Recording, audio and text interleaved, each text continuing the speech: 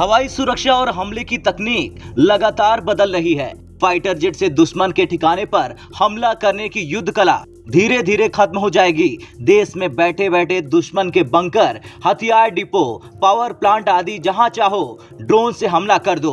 भारत में ऐसी तकनीक विकसित हो रही है। एक ऐसा हवाई हथियार तैयार हो रहा, दूसरे की योजना बन रही है। आज आपको दोनों हथियारों के बारे में बताएंगे कि कैसे भारत का फूफा जब दुश्मनों के आसमान में गरजेगा और बरसेगा तो उनकी हालत पस्त हो जाएगी।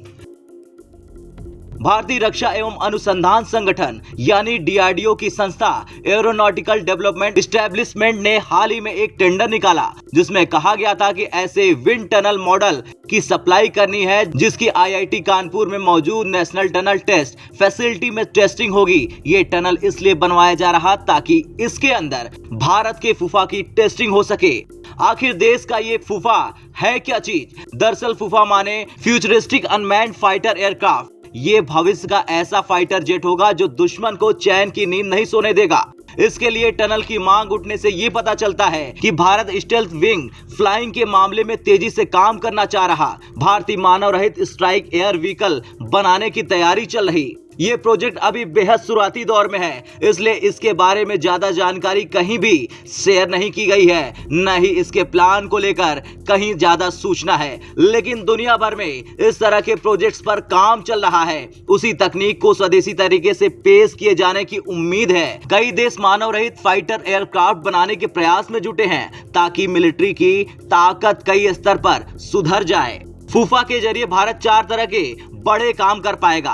पहले स्ट्रेटेजिक ऑफेंसिव, दूसरा क्लोज एयर सपोर्ट, तीसरा मिसाइल ऑफेंसिव, चौथा दुश्मन की हवाई सुरक्षा को भेदना और दुश्मन की हवाई सुरक्षा को खत्म करना। इन चारों कामों के जरिए भारत किसी भी दुश्मन की हालत पस्त कर सकता है। हिंदुस्तान एरोनॉटिक्स लिमिटेड ऐसे ही ऑटोनॉमस मानव रहित एरियल व्हीकल CATS वॉरियर पर काम कर रहा है। ये अन्य लड़ाकू विमानों के सपोर्ट में साथ में आसमान में उड़ेगा। इसका अधिकतम टेक ऑफ वजन 2100 किलोग्राम होगा, लेकिन इसके भविष्य के स्वरूप फूफा का टेक ऑफ वजन 5500 किलोग्राम होगा।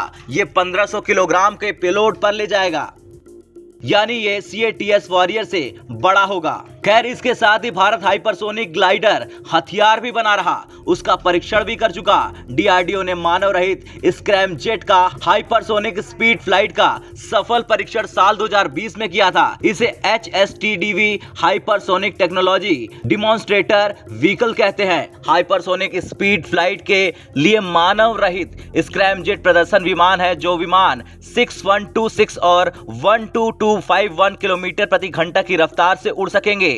उसे हाइपरसोनिक विमान कहते हैं। आपको कैसी लगी ये रिपोर्ट? कमेंट कर जरूर बताएं। जय हिंद।